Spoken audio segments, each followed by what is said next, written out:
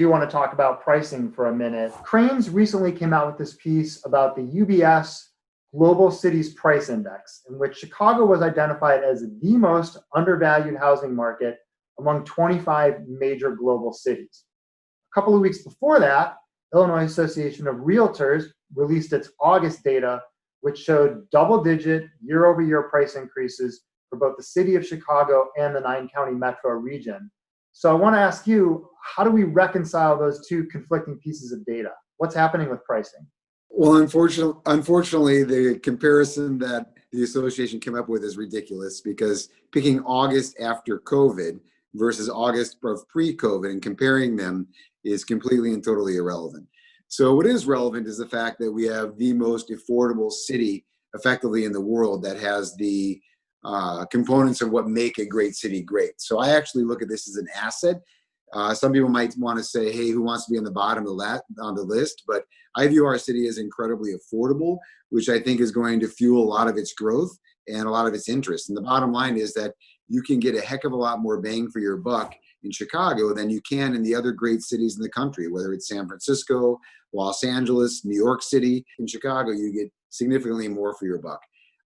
So I am very bullish on Chicago because of that. And I like the fact that we have incredibly affordable housing.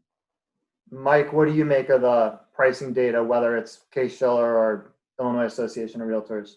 Well, I mean, I completely agree with a lot of Thad's analysis by picking a moment in time. But, the reality is Chicago is an incredible value city. And I think actually that bodes really well for our future, because it's an opportunity for people to come in and create some value for themselves. If you look at some of these other markets where they're talking about housing bubbles and pricing bubbles, those are the ones that are scarier to invest in. But overall, Chicago is an incredibly undervalued market. And we're now hearing about that in national news. This is a great time to be buying, especially in the city of Chicago right now.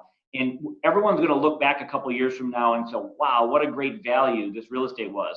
We're seeing the market firm up. We're definitely seeing the amount of supply come down, because we've had a lot of pent-up supply. But if you look back in 2009, 2010, anything you bought then was a good deal.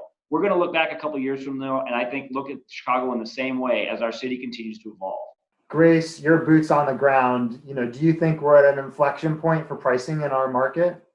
Yeah, I really do. I completely agree with what Mike was saying. I know a lot of agents who have investors who are really buying up a ton of property right now in the Gold Coast and River North and in the Loop, because those are neighborhoods that there are deals to be had, and they're going to be coming back. There's no way that they won't. So right now it's a little bit of a buyer's market right there. Whereas if you go into some of the surrounding neighborhoods and certainly off into the suburbs, then we start to see it become more of a seller's market. Well, I think also when you know what happens after a booming stock market, their stock market's been growing every year for a decade. So there's going to be wealth transference happening where parents are helping their children with down payments on homes. And now with COVID, the focus for the next decade is going to be on your home. How do you get a larger home? How do you get a yard? The joy of home. And I'm a big believer that the percentage of your income, which will be applied towards housing, which has been internationally very low in America, that's going to start to come up, not quite to Europe, but I think that we'll see over 40% of income being directed towards housing costs.